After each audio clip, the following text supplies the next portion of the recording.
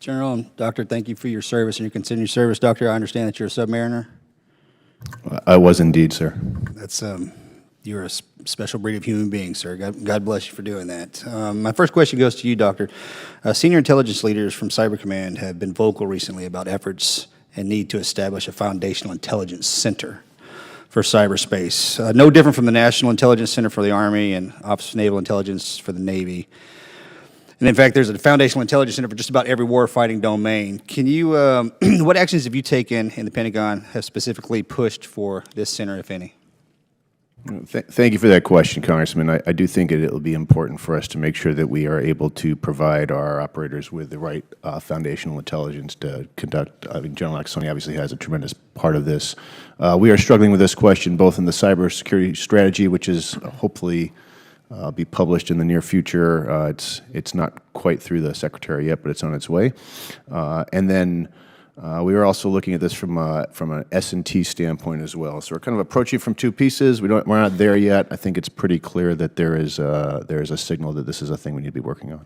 Be interested if there's the roadblocks that we can assist with. It seems to make sense and be advantageous for something like this to be stood up. So please let us know. Yes, sir. General, do you think JADC2, the Joint All-Domain Command and Control 2, should be a part or under the purview of Cybercom?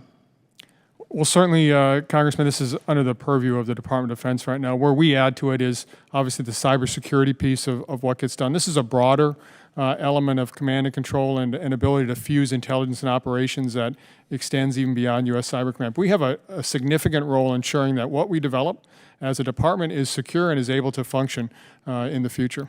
Seem like there's redundancy? Does it seem like if it was to split or come together, would it be more effective and efficient, in your opinion? So as we move forward, I think as we move from design to actually the operational piece, then I think the question is where does it reside? Right now in the design phase, I think it's appropriate within the Department of Defense and within the Office of Secretary of Defense and certainly within the Joint Staff as they move this forward. So migration would be beneficial in the future? It likely will, and I think we'll learn a lot as we start to implement this in different places like the Schriever War Games and Blue Flag and the National Training Center. But we'll have a better feel for where it actually needs to reside in the future, I think, Congressman. Okay. Can you tell me how much China, Russia, North Korea, Iran individually spent on cybersecurity, cyber infrastructure in this past year? I'd have to take that for the record, Congressman, but I would tell you that one of the things that we do see is a rise in both the scope and sophistication of our adversaries, both in terms of their ability to conduct cyber intrusions and attacks and their ability to defend their data. It seems to me, and both of you can appreciate this as well as the other uniformed men and women in the room and my colleagues on the panel with me, is that the cyberspace is the next frontier of warfare. No more bombs, planes, and guns. It'll be a push of a button, in my opinion, is how we will be fighting these fronts. I think China is projected to spend $31 billion by 26, and yet I think, what are we spending, 13? And I think my statement for the record would be, we need to be spending more on cyber risk, cyber threat, cyber control on our side, given the advancements of the nefarious actors around the globe. Would you agree with that statement?